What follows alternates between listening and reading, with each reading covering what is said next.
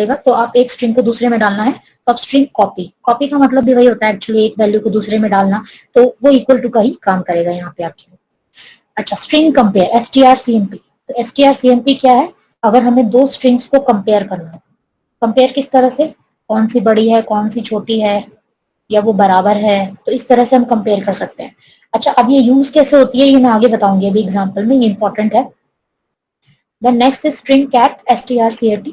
String cat is for concatenating two strings. Now what is concatenating? Concatenating means combining two strings. ठीक है, अगर आपको एक string को दूसरे स्ट्रिंग के पीछे अपेंड करना हो, मतलब एक को दूसरे के साथ जोड़ना हो, तो आप string cat strcat function use कर सकते हैं। तो ये पहली स्ट्रिंग होगी, ये दूसरी स्ट्रिंग होगी, तो ये जो दूसरी वाली है ये पहले के ही पीछे जो है वो अटैच हो जाएगी, यानी कि फर्स्ट के अंदर फर्स्ट की वैल्यू भी होगी और सेकेंड की वैल्यू भी आ जाएगी। तो this is called string cat. Now string reverse, this is again a very important function, STRREV, string reverse. String reverse क्या करेगा, जो भी आपकी स्ट्रिंग होगी उसको रिवर्स कर देगा। नॉर्मली देखिए एरे को रिवर्स कैसे करते हैं, मैंने आपको एक असाइनमेंट में क्वेश्चन दिया था एरे को रिवर्स करने वाला, कितने बच्चों ने वो अटेम्प्ट किया था? कितने बच्चे कर सकते हैं? एरे को रिवर्स करना है कैसे करेंगे?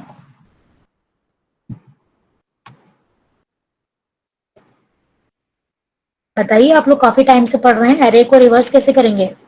उल्टा करना है, उल्टा मतलब अगर एरे के अंदर 1 2 3 4 5 है तो 5 4 3 2 1 आना चाहिए।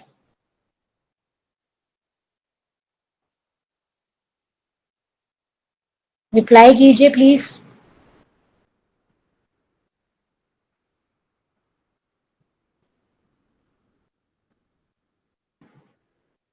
किसी ने नहीं किया है तो आप लोग असाइनमेंट के क्वेश्चन नहीं कर रहे हैं, इसका मतलब देखिए अगर आप असाइनमेंट के क्वेश्चन अटेम्प्ट नहीं करेंगे ना तो पास होने के चांसेस कम हो जाएंगे आपके। और हमने इसके लिए डाउट सेशन भी रखा है, हम डाउट सेशन भी रखते हैं बीच में कि अगर आपको कोई क्वेश्चन नहीं आ रहा है तो आप पूछ सकते हैं। बट किसी ने मेरे से ये क्वेश्चन पूछा नहीं, स्ट्रिंग रिवर्स मतलब नॉर्मल एरे कैसे रिवर्स करते हैं? एनीबॉडी?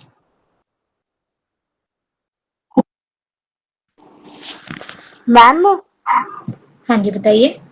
जैसे मतलब एरे में हम लूप लगाते हैं ना,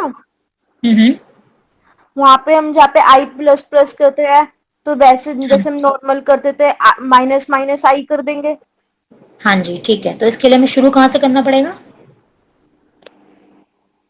उसके लिए जैसे हम आई जो है ना, आई की फर्स्ट वैल्यू क्या होती है, हम आई प्लस प्लस करते हैं या आपने हाँ ठीक तो बोला मैम लूप उसके लगाते हैं। लिए है ना, तो फिर हमें हम्म, आई के लिए जैसे 0 रखते हैं तो अपोजिट वैल्यू रख के करना पड़ेगा। एग्जैक्टली अपोजिट, अपोजिट मतलब अपोजिट सही बोल रहे मतलब कि जैसे हैं। हमें वो चाहिए क्या जैसे हमें 1 to 5 में चाहिए तो हम उसमें उल्टा करेक्ट, रख देंगे 5। 5 to 1, करेक्ट। हाँ तो हमें रिवर्स करने के लिए लूप को पीछे से चलाना पड़ेगा, करेक्ट, यही कहना चाहते हैं आप? Yes ma'am yes. ठीक है, अगर आपके पास एक एरे है और आप शुरू से एंड तक जा रहे हैं तो आपको पीछे से लूप चलाना पड़ेगा। अगर आपके पास एग्जाम्पल ये एरे है तो नॉर्मली आप यहाँ से यहाँ तक प्रिंट कराते हैं, यानी कि i इज इक्वल टू 0 से लेकर i अप टू n तक चलाते हैं। तो अगर आपको रिवर्स करना है तो i is equal to n से चलाएंगे, तो i is equal to n से चलाएंगे कब तक, जब तक वो 0 नहीं हो जाता। आ और जाए इस बार करेंगे माइनस माइनस, माइनस मतलब पीछे की तरफ आना है, दैट्स इट, सिंपल। तो ठीक है ना ये, मैम। हाँ जी बिल्कुल आपने ठीक बताया। और बाकी बच्चे क्या कर रहे हैं, आप लोगों ने रिवर्स नहीं किया अब तक, को प्रिंट कराएंगे तो वो हो जाएगी स्ट्रिंग रिवर्स। लेकिन ऐसा करने के लिए आपके पास यहाँ बना बनाया फंक्शन है, अब वो बना बनाया फंक्शन है ये strRAV। strRAV में जो भी स्ट्रिंग आप पास करेंगे वो अपने आप ही रिवर्स हो जाएगी, यानी कि सिर्फ प्रिंट नहीं होगा पीछा, उल्टे से प्रिंट नहीं होगा, वो स्ट्रिंग एक्चुअली में उल्टी हो जाएगी। तो जो भी स्ट्रिंग आप दे देंगे HELLO तो वो उल्टा हो जाएगा OLLEH। This is a reversing function, आपको ऑटोमेटिक रिवर्स दे देगा। इसके अलावा स्ट्रिंग अपर और स्ट्रिंग लोअर, तो स्ट्रिंग अपर और स्ट्रिंग लोअर समझ के होंगे आप, जैसे एक्सेल में भी पढ़ा है आपने। अगर स्ट्रिंग जो भी यूजर देगा उसको कैपिटल लेटर में कन्वर्ट करना हो तो STR UPR मतलब अपर, तो उसको अपर केस में कन्वर्ट कर देगी। और स्ट्रिंग लोअर LWR लोअर, ये जो है स्मॉल लेटर्स में स्ट्रिंग को कन्वर्ट कर देगी। तो ये मैंने कुछ बहुत इंपॉर्टेंट लिमिटेड फंक्शंस किए हैं, हालांकि इसके अलावा भी बहुत सारे फंक्शंस हैं स्ट्रिंग में, बट इतने तो मिनिमम है कि आपको ये आने चाहिए।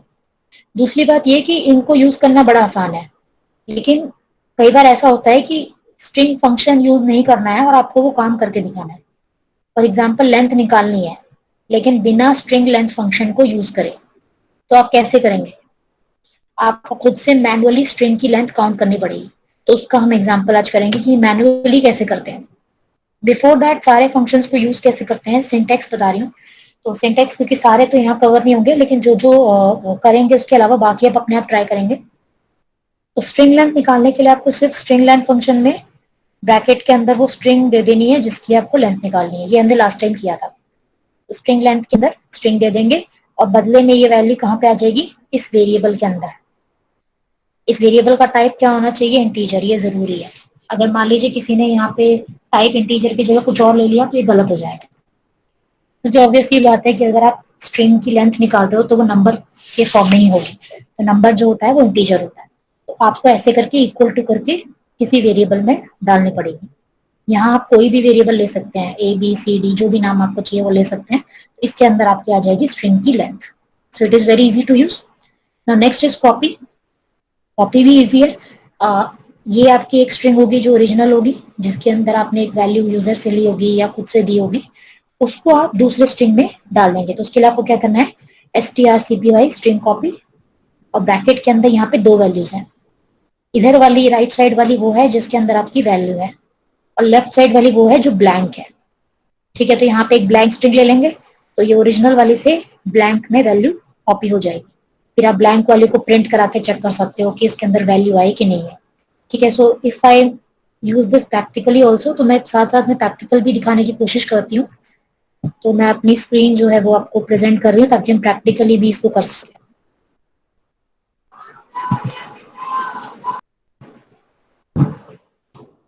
अभी को मेरी स्क्रीन नजर आ रही है?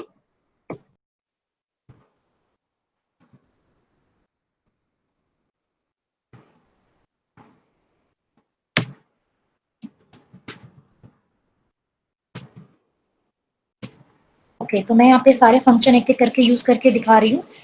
बाकी आप भी प्रैक्टिस करेंगे अपने आप तो आपको समझ में आ जाएगा।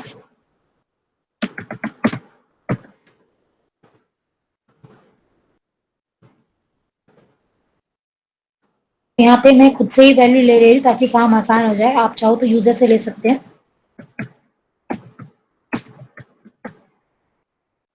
ठीक है, ये मेरी ओरिजिनल स्ट्रिंग है जिसके अंदर वैल्यू है हेलो वर्ल्ड। अब मैं इसको कॉपी करके किसी और स्ट्रिंग में डालना चाहती हूँ, तो एक और स्ट्रिंग मुझे लेनी पड़ेगी जो इनिशियली ब्लैंक होगी। तो उसके लिए मैं एक ब्लैंक str2 ले रही हूँ। ये ब्लैंक है। अच्छा, अब क्योंकि मैं यहाँ पे वैल्यू नहीं दे रही हूँ तो मुझे यहाँ पे साइज देना जरूरी है कि मैक्सिमम कितना साइज हो सकता है, नहीं तो यहाँ पे एरर आ जाएगी। इस केस में साइज देने की जरूरत नहीं थी क्योंकि यहाँ पे आप वैल्यू खुद से दे रहे हैं, यहाँ आप नहीं दे रहे हैं, इसलिए साइज जरूरी है। तो मैं मैक्सिमम 40 ले लेती हूँ। इतना भी ले सकते हैं जितना आपको लगता है कि यूज हो सकता है। अब मैं यूज कर रही हूँ स्ट्रिंग कॉपी फंक्शन, आपको दिखाने के लिए कर रही हूँ कि स्ट्रिंग कॉपी कैसे काम करता है। तो स्ट्रिंग कॉपी लगा के पहले आएगी ओरिजिनल वाली और लेफ्ट साइड पे आएगी जिसमें आप कॉपी करना चाह रहे हैं, यानी कि str2। तो अब इससे क्या होगा? str यानी कि हेलो वर्ल्ड किसमें कॉपी हो जाएगा? str2 के अंदर। तो अब हम इसे वेरीफाई कैसे करें कि str2 में जो है वो वैल्यू हेलो वर्ल्ड गई है या नहीं गई है? तो उसके लिए हम इसको प्रिंट करा सकते हैं। ठीक है, तो प्रिंट करा देंगे तो हमें पता चल जाएगा कि वो वैल्यू कॉपी हुई कि नहीं। सो कॉपीड वैल्यू इज, जो भी मैसेज आपको देना है वो आप दे सकते हैं, mod s। If you remember, mod s से आप स्ट्रिंग को प्रिंट करा सकते हैं। तो str2 को मैं प्रिंट करा रही हूँ। बाद हम नॉर्मल गेट ch, ये सिर्फ एक टेस्टिंग है कि ये फंक्शन किस तरह से काम करता है। इस पर क्लियर स्क्रीन भी लगा रही हूँ। इसी समय आपको लास्ट टाइम मैंने स्ट्रिंग लेंथ भी दिखाया था इसी तरह से, सेम वे में।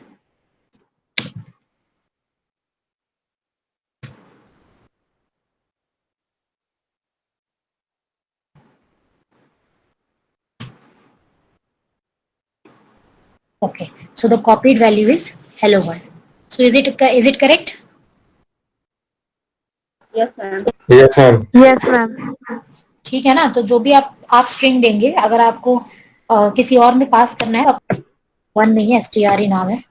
मतलब अगर मैं चाहती हूँ कि इस str की वैल्यू इसके अंदर चली जाए, तो नॉर्मली आप इक्वल टू से कर सकते हैं, इक्वल टू से करते हैं, लेकिन इस केस में इक्वल टू से एरर आएगी। तो यही कॉन्सेप्ट है कि एरे को आप एक को दूसरे को डायरेक्टली इक्वल टू से असाइन नहीं कर सकते। तो इसको भी हम चेक कर लेते हैं। See this. So this error is L value error. Now this is very important, L value error. इसके ऊपर ऑब्जेक्टिव क्वेश्चन है। अगर आप लोगों ने प्रीवियस ईयर के पेपर देखने शुरू किए होंगे, जो कि मैंने काफी टाइम्स पहले से बोला है कि आप साथ साथ में चेक करते रहिए, तो उसमें एक ऑब्जेक्टिव क्वेश्चन में हर बार मैक्सिमम टाइम ये क्वेश्चन होता है कि एल वैल्यू एरर क्या है। चाहे ये मैच द फॉलोइंग में आ जाए, चाहे ये फिल इन द ब्लैंक्स में आ जाए, कहीं पे भी आ सकता है, ट्रू फॉल्स में भी आ जाता है।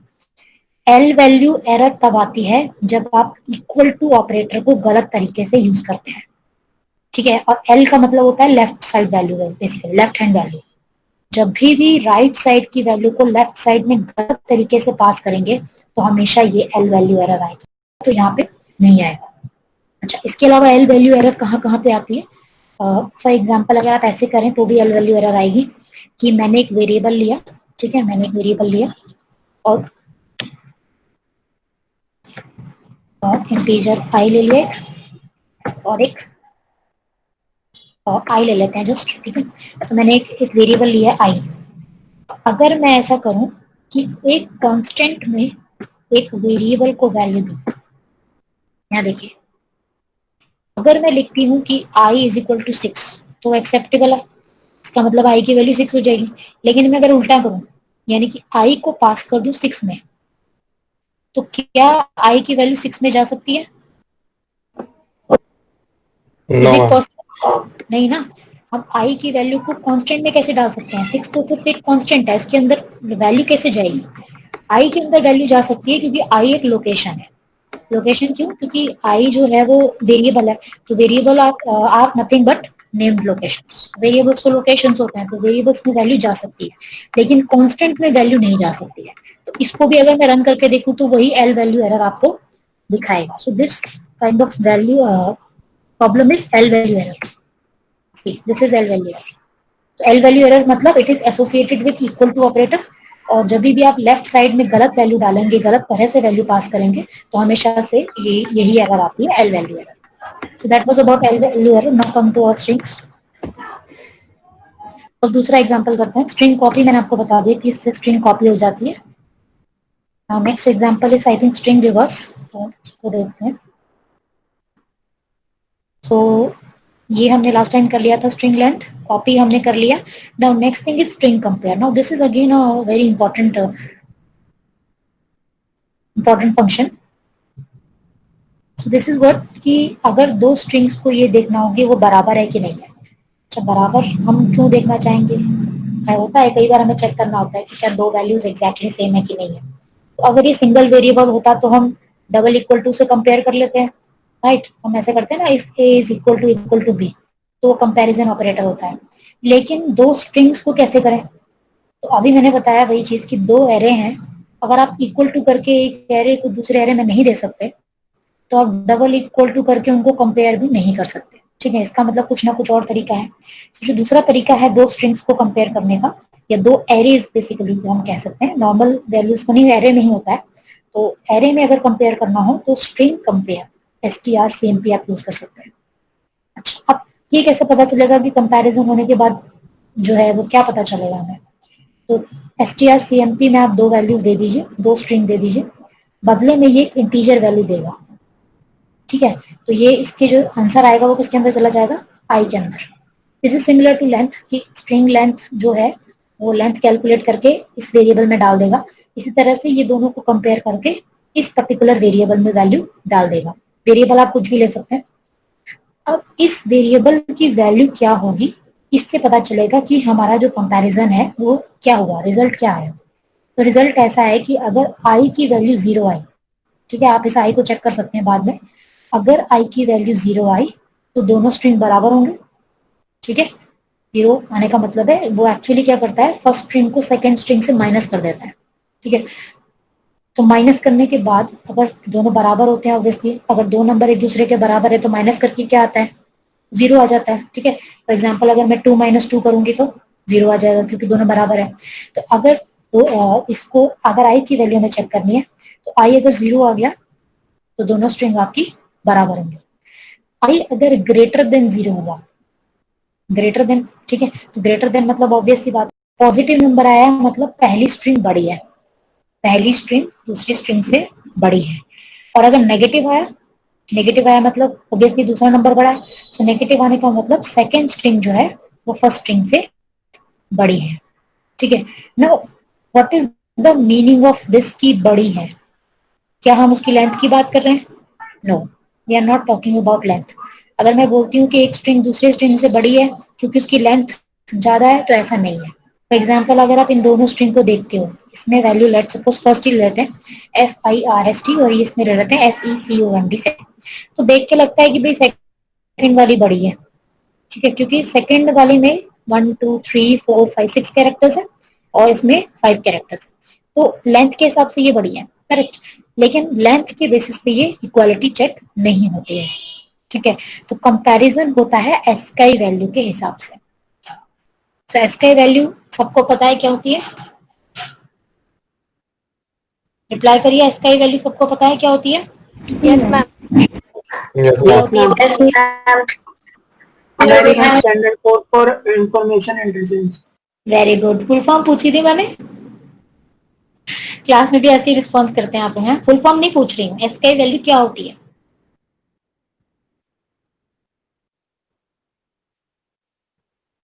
कोई भी बता दीजिए, एसकाई वैल्यू से क्या रिप्रेजेंट होता है?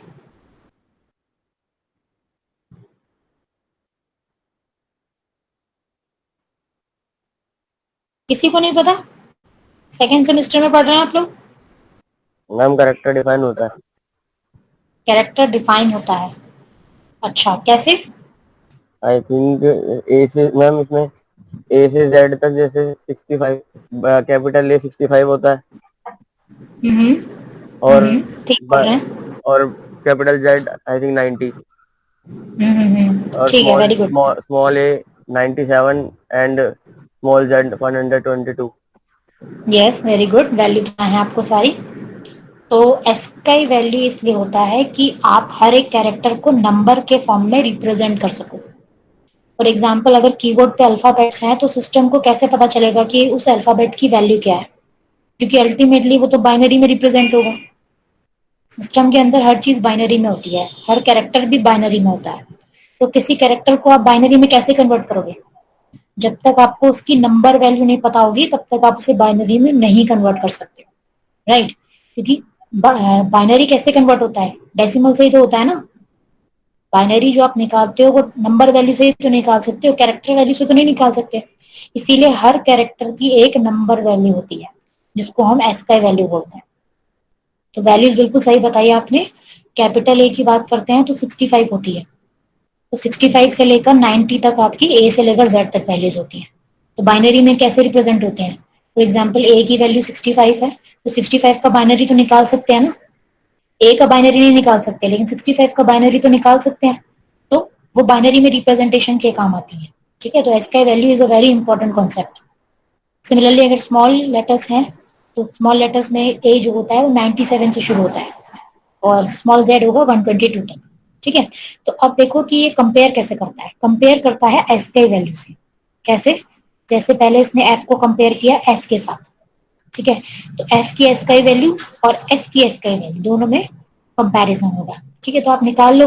ऑब्वियसली बात है कि एफ जो है वो सीक्वेंस में पहले आता है और एस जो होता है वो बाद में होता है, तो इसका मतलब एफ की वैल्यू जो होगी वो कम होगी और एस की वैल्यू ज्यादा होगी। तो इस हिसाब से सेकेंड वाली स्ट्रिंग जो होगी वो बड़ी होगी। ठीक है, सेकेंड वाली स्ट्रिंग बड़ी इसलिए हुई क्योंकि इसका जो कैरेक्टर है उसकी एसकाई वैल्यू इसके कैरेक्टर से बड़ी है। यहाँ पे हमने लेंथ को कंसिडर नहीं किया। लेंथ हो सकता है कि एक ही कैरेक्टर हो या 10 कैरेक्टर हो, तभी भी ये बड़ी हो जाए क्योंकि इसका जो कैरेक्टर है उसकी एसकाई वैल्यू ज्यादा है एज कम्पेयर टू इसके फर्स्ट कैरेक्टर के साथ। तो पहला फर्स्ट कैरेक्टर फर्स्ट के साथ मैच होता है। ठीक है, अगर पहले ही स्टेप में मिसमैच हो गया, मिसमैच मतलब या तो ये बड़ा है या तो ये बड़ा है, तो उस केस में वहीं पे डिसीजन आ जाएगा कि पहली स्ट्रिंग बड़ी है या दूसरी स्ट्रिंग बड़ी है। लेकिन मान के चलो कि दोनों बराबर हो गए, तो अगर ये दोनों बराबर हो गई तो फिर हम आ जाते हैं सेकंड कैरेक्टर में। तो इसका सेकंड कैरेक्टर है आई और इसका सेकंड कैरेक्टर है ई, फिर आई और ई में कंपैरिजन होगा। मान लो ये भी बराबर हो गए तो फिर थर्ड कैरेक्टर पे कंपैरिजन हो गए। तो ऐसे करते करते अगर सारे कैरेक्टर सेम हुए, मतलब सब चीजें एग्जैक्ट मैच हो गई, मतलब फर्स्ट और फर्स्ट दोनों तरफ फर्स्ट ही है, तो उस केस में लास्ट में आई की वैल्यू क्या रह जाएगी? 0। So I is nothing but the difference in the ASCII value of the strings. ठीक है, इसकी जो वैल्यू है वो और इसकी जो वैल्यू है दोनों का subtraction, that subtraction value is I. तो अगर सारे कंपैरिजन करने के बाद भी अगर सब मैच हो गए तो आई की वैल्यू 0 हो जाएगा। लेकिन अगर एक भी कैरेक्टर मैच नहीं हुआ तो अल्टीमेटली या तो फर्स्ट बड़ी होगी या तो सेकंड बड़ी होगी। तो इस तरह से ये कंपैरिजन करता है ये फंक्शन। तो इसको भी प्रैक्टिकली करते हैं।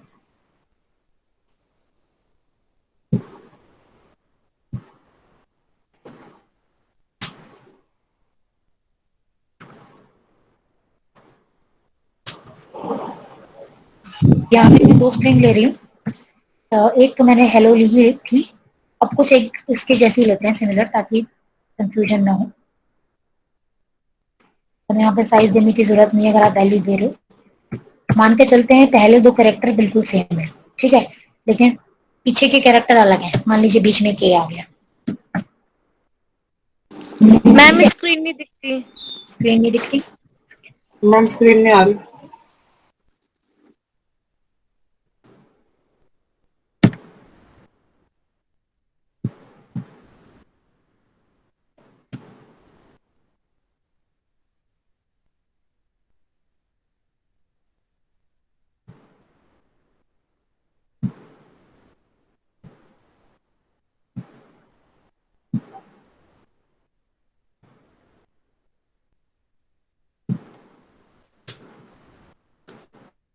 अब दिख रही है? Yes ma'am. Yes ma'am. ठीक है, तो अब मैंने ये 2 स्ट्रिंग ली हैं। ये देखने में एक जैसी लगती हैं लेकिन ऑब्वियसली अलग है। एक में है हेलो और एक में है HEALLO। तो इनका कंपैरिजन किस तरह से होगा? देखो, पहले कैरेक्टर दोनों में सेम है तो ये आगे चलेगा। दूसरे कैरेक्टर भी सेम है, इसमें भी ई है और इसमें भी ई है। तीसरा कैरेक्टर अलग है, तो तीसरे कैरेक्टर में एक एल है और एक ए है। ठीक है, तो कौन सी वाली बड़ी होगी? फर्स्ट वाली, क्योंकि फर्स्ट वाली में कैरेक्टर जो है एल है। एल की एस्काई वैल्यू ऑब्वियसली ए की एस्काई वैल्यू से बड़ी होगी। ठीक है, क्योंकि ऑर्डर में भी पहले ए आता है फिर एल आता है। इसका मतलब स्ट्रिंग 1 जो होगी वो बड़ी होगी। तो अभी चेक करते हैं हम स्ट्रिंग फंक्शन से कि कंपैरिजन करके कि ये कैसे काम करता है। तो इसके लिए हम एक इंटीजर ले लेते हैं, क्योंकि आई में ही आई या कोई भी वेरिएबल आप ले सकते हैं, उसके अंदर ही इसका रिजल्ट जाएगा। STRCMP, ये कंपेयर किया, फर्स्ट को सेकंड से किया। फर्स्ट है STR और सेकंड है STR2। इन दोनों को कंपेयर किया। कंपेयर करने के बाद वैल्यू आई में डाल दी। ठीक है, अब आई की वैल्यू पे बेस है कि ये इनमें से कौन सा जो है बराबर है या बड़ा है या छोटा है। तो आई की वैल्यू को प्रिंट करा लेते हैं। एक काम करते हैं, बाकी चीजें छोड़ दीजिए, आई की वैल्यू को प्रिंट कराते हैं, क्योंकि आई की वैल्यू से हमें पता चल जाएगा कि ये बराबर है या बड़ा है या छोटा है। आई की वैल्यू क्योंकि इंटीजर है, तो इंटीजर है तो मैं मॉड डी ले रही हूँ और आई को प्रिंट करा रही हूँ। तो फिलहाल आई की वैल्यू क्या आनी चाहिए? हमने ये देखा कि पहली स्ट्रिंग बड़ी है। ठीक है, पहली स्ट्रिंग बड़ी है, दूसरी स्ट्रिंग छोटी है, तो आई में क्या आना चाहिए? Greater than 0। Greater than. ठीक है, हम ये भी बता सकते हैं कि वैल्यू क्या आएगी, मतलब ग्रेटर देन 0 में भी वैल्यू क्या आएगी? वैल्यू होगी एल की एस्काई वैल्यू माइनस ए की एस्काई वैल्यू। ठीक है, एल की आप निकाल लीजिए, ए की तो हमें डायरेक्ट पता है, कैलकुलेशन करने की जरूरत नहीं है, 97 से शुरू होता है। तो स्मॉल वाले ए की 97 है, तो अगर ए की 97 है तो एल की कितनी होगी वो आपको निकालना पड़ेगा। प्लस करके देख लीजिए एल कितने नंबर पे आता है, और उस तरह से इन दोनों का जो माइनस होके रिजल्ट आएगा वही आई की वैल्यू भी होगी। ठीक है, तो ये आप होमवर्क में आप ये वेरीफाई करिए कि एल की वैल्यू यानी कि एस का वैल्यू माइनस ए यानी कि 97, तो इसका रिजल्ट कितना आएगा। ठीक है, तो इसको मैं रन करती हूँ, बट ये पॉजिटिव आएगा इतना तो श्योर है, तो इसको हम चेक कर लेते हैं।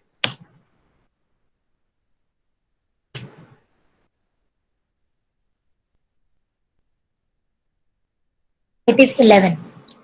11 मतलब है कि ए से एल के बीच का जो गैप होगा वो 11 का होगा। ठीक है, आप काउंटिंग कर लीजिए। यस, तो आप काउंटिंग करके देखिए कि 11 का गैप आ रहा होगा दोनों के बीच में, ए और एल के बीच में। इसको वेरीफाई करने के लिए मैं एक छोटा एग्जांपल लेती हूँ जो सभी वेरीफाई कर सकते हैं कि ये है कि नहीं है। ए बी, ठीक है, सिंपल ले लिया मैंने ताकि आप नंबर्स कैलकुलेट कर सको। और दूसरा है ए बी ए, ठीक है। तो अब हमने ये लिया है स्ट्रिंग, गैस को छोटा कर लेते हैं। तो लेंथ देख के लगता है कि ये छोटी होगी ये बड़ी होगी, लेकिन ऐसा नहीं है। ठीक है, यही स्ट्रिंग बड़ी है सेकंड वाली, क्योंकि पहला दोनों में बराबर है, लेकिन दूसरा जो है एक में ए है और एक में बी है। ठीक है, तो ए की एस का वैल्यू और बी की एस का वैल्यू, तो ए की एस का वैल्यू होगी आपकी 97 और बी की एस का वैल्यू होगी 98। ठीक है, तो 97 माइनस 98 कितना आएगा? 97 माइनस 98 कितना होगा? -1। -1। ठीक है, तो आई की वैल्यू यहाँ पे क्या आ जाएगी?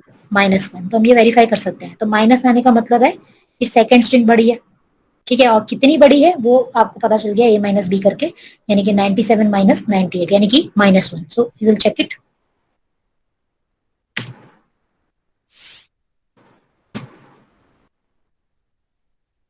This is -1, right.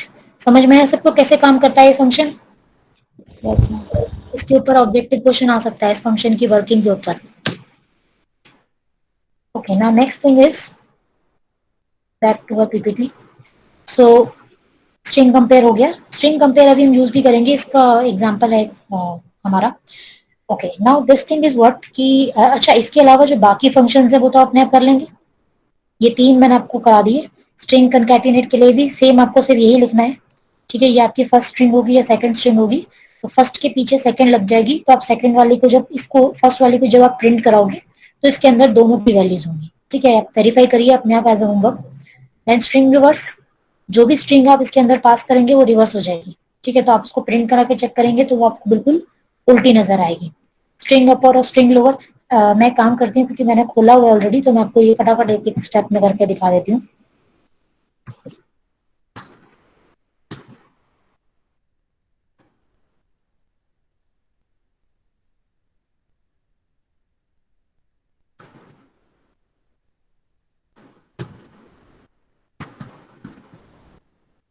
एक एक करके सारे स्ट्रिंग आपको फंक्शन लगा के दिखा रही हूँ, और मैं सभी चीजें प्रिंट एफ में डाल रही हूँ।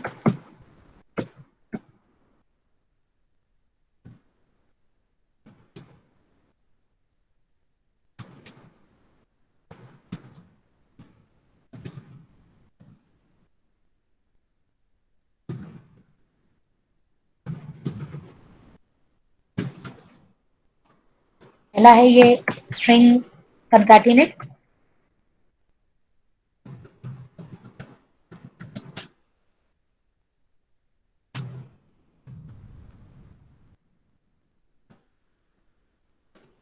दूसरा कौन सा था हमारा? स्ट्रिंग रिवर्स था शायद।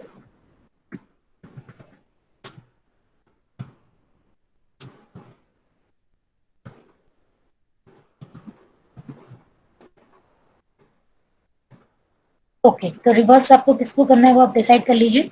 जिसको भी आप रिवर्स करेंगे वो हमेशा के लिए रिवर्स हो जाएगी। ठीक है, लेट्स सपोज str2 को रिवर्स कर लेते हैं।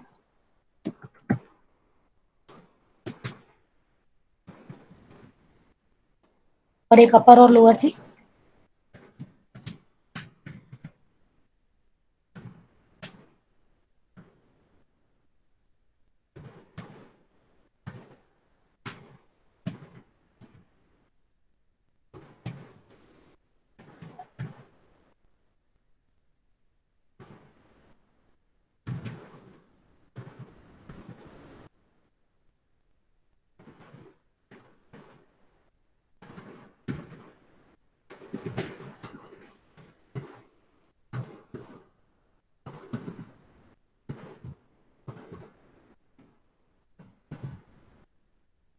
Okay, so done.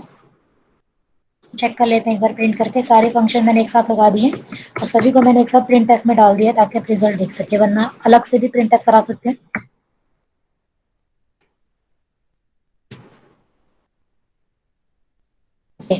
तो देखिए पहली स्ट्रिंग मैंने कंकैटिनेट की थी, तो एक में हेलो था और एक में एबीवी था, तो हेलो एबीवी कंबाइंड हो गया। दूसरे में मैंने रिवर्स किया था स्ट्रिंग 2 को, तो स्ट्रिंग 2 थी एबीवी, तो एबीवी का रिवर्स क्या हो गया, BBA.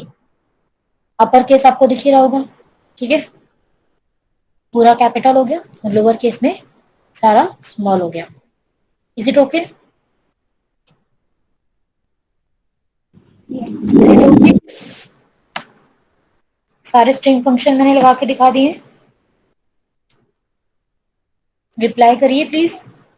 Yes yes ma'am. Yes, ma'am. Yes, ma'am. हाँ जी, कोई पूछ रहा है कुछ, कोई क्वेश्चन? ओके, सो इसमें एक चीज नोटिस करिए कि जो स्ट्रिंग कंकैटिनेट है, कंकैटिनेट फर्स्ट के साथ सेकंड हो गया है, उसके बाद से जो फर्स्ट स्ट्रिंग है वो चेंज हो गई है, उसके अंदर कंकैटिनेटेड वाली स्ट्रिंग भी आ गई है परमानेंटली। ये नोटिस किया आपने? क्योंकि अपर केस और लोअर केस में मैंने सिर्फ स्ट्रिंग पहली वाली प्रिंट कराई थी, और पहली वाली में दूसरी वाली ऑटोमेटिकली आ गई है। इसका मतलब जब हमने कंकैटिनेट किया था तो वो उसके साथ परमानेंटली अटैच हो गई थी, ठीक है। और रिवर्स भी आप देखिए तो वो भी रिवर्स भी पूरा जो है परमानेंट है, यानी कि आगे आप सेकंड को प्रिंट कराएंगे तो वो रिवर्स ही मिलेगी आपको। अगर आप यहाँ पे नॉर्मल प्रिंट कराते हैं सेकंड को तो वो आपको रिवर्स ही मिलेगी। इसका मतलब ये है कि वो परमानेंट ही रिवर्स हो गई है। अब आप उसको ओरिजिनल स्ट्रिंग लेना चाहेंगे तो आप नहीं ले पाएंगे, ठीक है। मैं चेक करके दिखाती हूँ आपको। स्ट्रिंग 2 जो है मैं उसको दोबारा प्रिंट करा रही हूँ, देखिए। तो स्ट्रिंग 2 जो है वो परमानेंटली रिवर्स हो चुकी है, क्योंकि अब मैं उसको प्रिंट करा रही हूँ तो वो बीबीए ही प्रिंट होगी। अब क्या एबीवी जो ओरिजिनल थी उसको मैं वापस ले सकती हूँ? नहीं ले सकती हूँ। मान लीजिए इस केस में अगर मुझे ओरिजिनल स्ट्रिंग चाहिए होगी तो मैं एक्सेस कर सकती हूँ? अब नहीं कर सकती, क्योंकि इस पॉइंट पे वो रिवर्स हो चुकी है। तो अब आप इसको प्रिंट कराएंगे तो आपको रिवर्स ही मिलेगी। लेकिन कई बार ऐसा होता है कि आपको ओरिजिनल स्ट्रिंग भी दोबारा चाहिए होती है। दोबारा इस स्ट्रिंग को लेने के लिए, यूज करने के लिए हमें क्या करना पड़ेगा? कोई आइडिया दे सकता है क्या करना चाहिए इस केस में? मैं चाहती हूँ कि एबीवी में दोबारा प्रिंट कराऊं, बट ये तो रिवर्स हो चुकी है क्योंकि हमने यहाँ पे रिवर्स फंक्शन लगाया था, तो ये रिवर्स हो गई है। आप क्या करें? फिर से रिवर्स करो। फिर से रिवर्स का, हाँ वेरी गुड। ये सही कहा कि फिर से रिवर्स कर देंगे तो हो जाएगा। बट कई बार ऐसा होता है कि हमें रिवर्स भी चाहिए होती है और ओरिजिनल भी चाहिए होती है, तो उसके लिए क्या करेंगे? मतलब रिवर्स वाली भी चाहिए और ओरिजिनल वाली भी चाहिए, दोनों चाहिए। क्या करें? एक न्यू लेनी पड़ेगी। न्यू लेनी पड़ेगी, वेरी गुड। और न्यू वाली में कैसे वैल्यू डालेंगे? हम कॉपी कर देंगे ऐसे। एग्जैक्टली, कॉपी कर देंगे। तो इसीलिए जो स्ट्रिंग कॉपी फंक्शन है ना वो बहुत ही इंपॉर्टेंट फंक्शन है। अगर आपको एक ही वैल्यूज अलग अलग तरह से मल्टीपल में चाहिए, एक में रिवर्स चाहिए, एक में ओरिजिनल चाहिए, एक में अपर चाहिए, एक में लोअर चाहिए, तो सबसे पहले आपको उसकी कॉपीज बनानी पड़ेंगी। बिना कॉपीज बनाए आप नहीं कर सकते, ठीक है। तो इसका एक बहुत अच्छा एग्जाम्पल है जो मैं नेक्स्ट एग्जाम्पल ले रही हूँ, और वो है पैलिंड्रोम। मैम स्क्रीन नहीं दिख रही। हाँ अभी दिखेगी, अब दिख रही है? नो मैम, नहीं दिख रही? नो। ओके ओके, शेयर करेंगे बाद।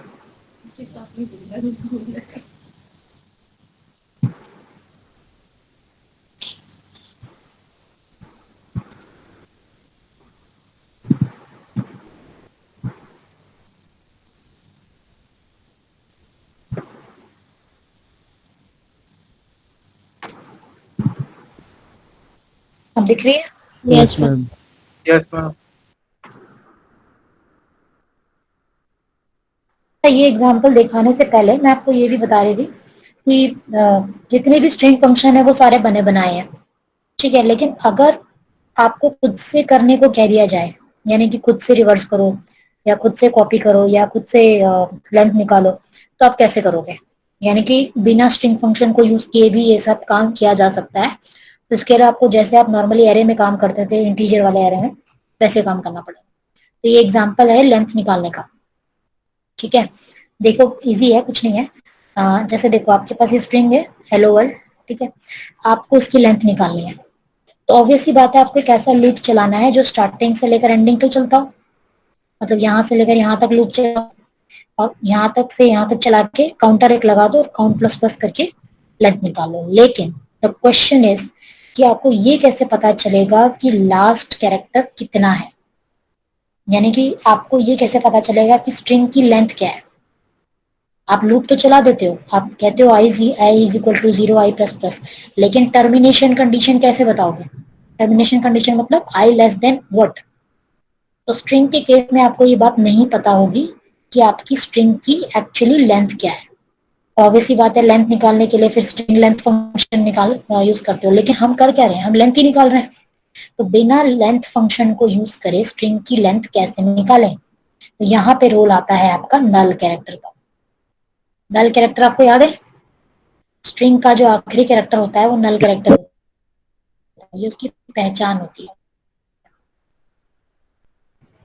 ठीक है, तो बस हम इसी पहचान का फायदा उठाते हैं, नल कैरेक्टर की पहचान का। हम कहते हैं लूप तब तक जब कैरेक्टर नल ना आ जाए।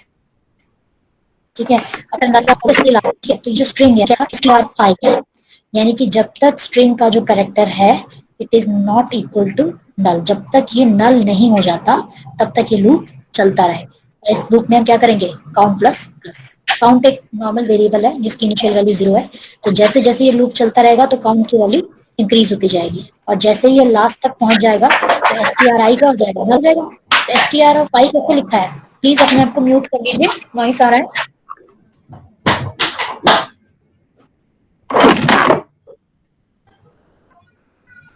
ओके, तो ये str हमने कैसे लिखा है, जैसे हम नॉर्मली एरे में करते हैं। एरे में भी हम ऐसे ही करते हैं, a ऑफ i, अगर ये a है तो इसके इंडिविजुअल कैरेक्टर्स को एक्सेस करने के लिए हम क्या लिखते हैं, a ऑफ i, यानी कि a ऑफ 0, a ऑफ 1। तो यहाँ पे भी हमने a ऑफ i ही लिया। सो a ऑफ i मतलब वैल्यूज।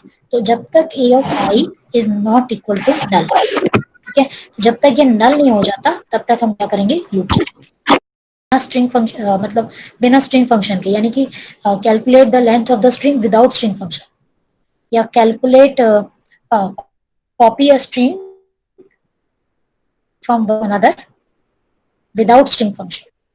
चलिए इसका एक एग्जांपल करते हैं। ठीक है, बाकी हम कल करेंगे, कल भी हमारी क्लास है, उसके परसों हमारी आई थिंक डाउट सेशन है, तो उसके लिए प्रिपेयर करिए। इस पूरी वीक आपकी सेम टाइम पे क्लास रहेगी, मैं आपको पहले से बता दे रही हूँ। ठीक है, 11 to 12 ही रहेगी आज, और कल भी क्लास है, परसों डाउट सेशन है, एंड देन फ्राइडे को अगेन क्लास है। ओके, चलिए तो इसको हम प्रैक्टिकली करते हैं कि मैं एक फाइल ले लेती हूँ।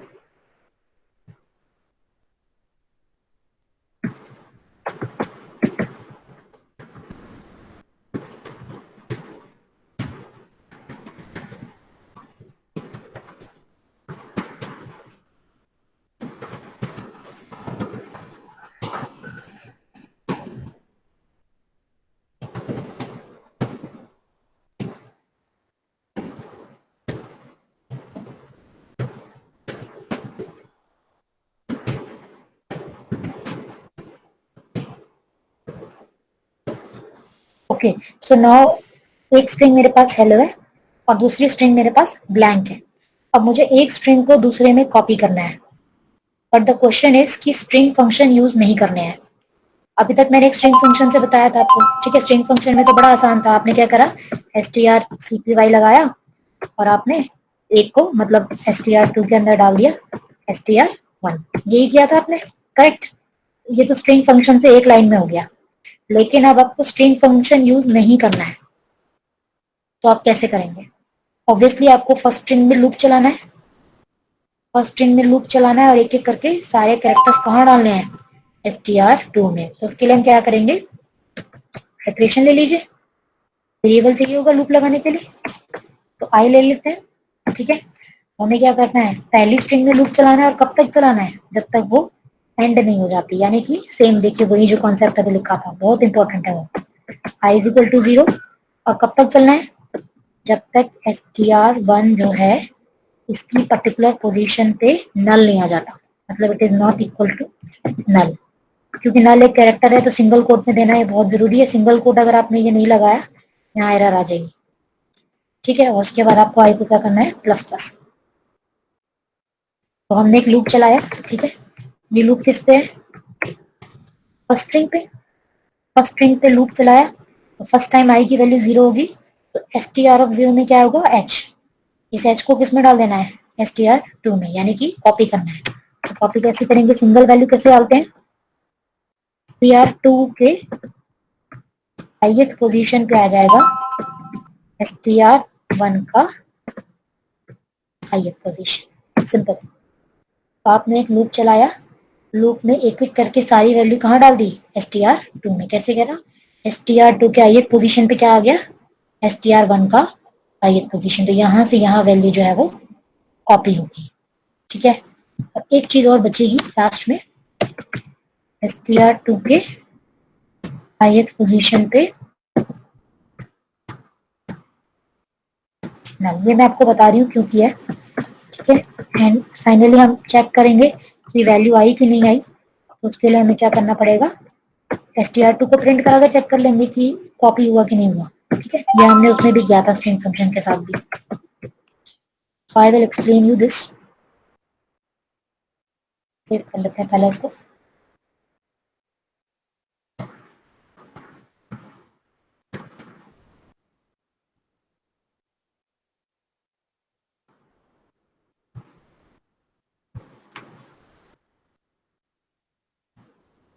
सो हमने यहाँ पे क्या किया, देखिए एक हमारे पास फर्स्ट स्ट्रिंग थी,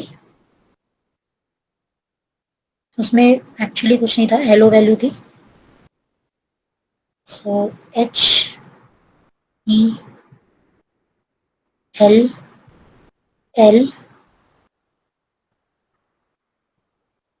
o, पहले में था h, then e, then l o, ठीक है। ये हेलो था, और ऑब्वियसली जहां पे सारी स्ट्रिंग खत्म होती है तो /0 जो होता है वो हमारा जरूर होता है, ये हमारी आइडेंटिटी होती है, बहुत जरूरी है ये। और ये हमारी str1 है str1।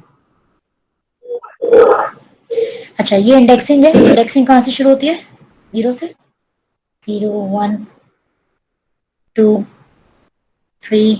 So in case of string we don't know कि ये कहाँ तक जा रहा है, ठीक है। हमें नहीं पता स्ट्रिंग के केस में कि इंडेक्सिंग कहाँ तक जा रही है, इसीलिए हम यूज करते हैं नल कैरेक्टर का, ठीक है। तो ये हमारी स्ट्रिंग 1 है और ये हमारी स्ट्रिंग 2 है जो कि इनिशियली ब्लैंक है, ठीक है।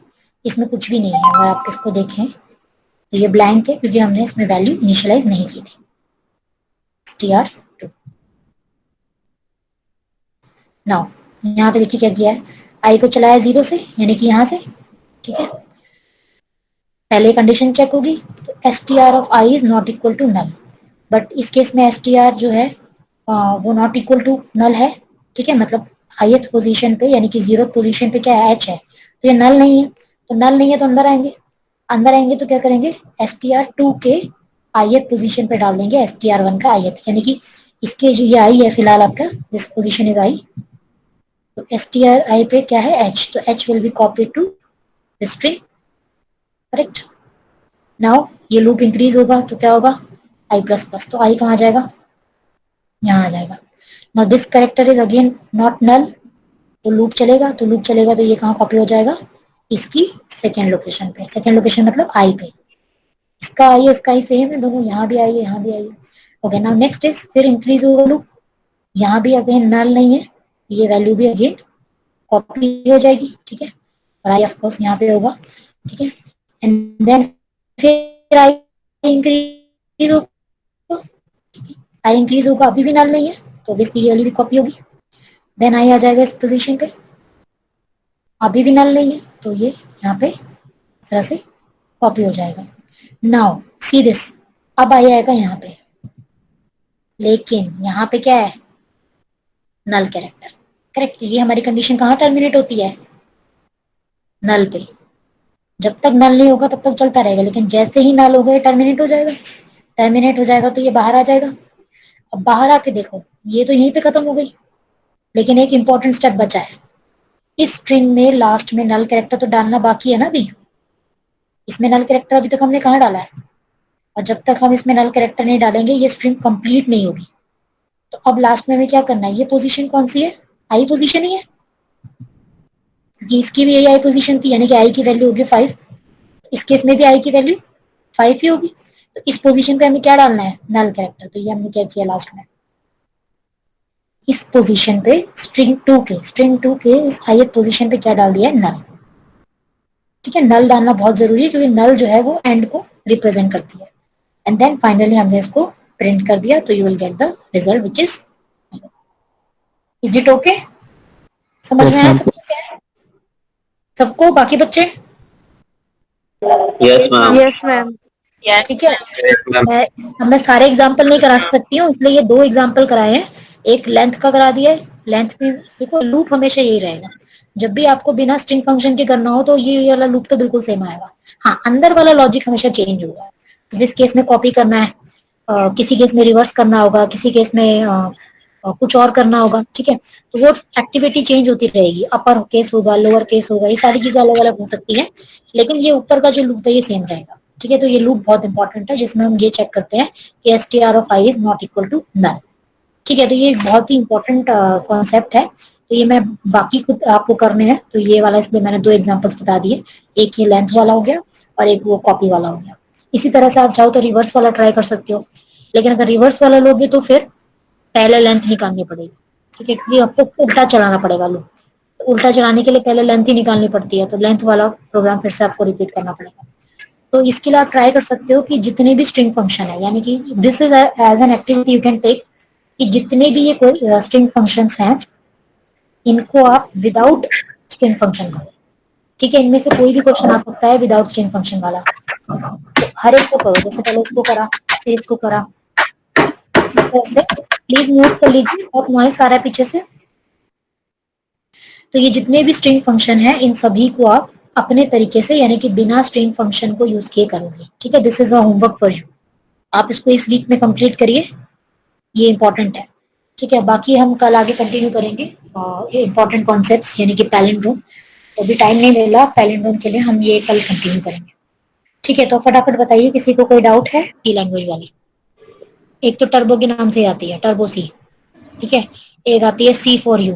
तो ऐसी बहुत सारी एप्स हैं सी प्रोग्राम की, आप उसमें कोड को टाइप करिए और उसको रन करके चेक कर सकते हैं, बिल्कुल सेम, कोई डिफरेंस नहीं है। तो ये काम आप मोबाइल पे भी कर सकते हैं जो आप पीसी में करते हैं, सी में तो कोई प्रॉब्लम ही नहीं है। ठीक है, तो ये वाला एक्सक्यूज नहीं करना है कि हमारे पास पीसी नहीं है।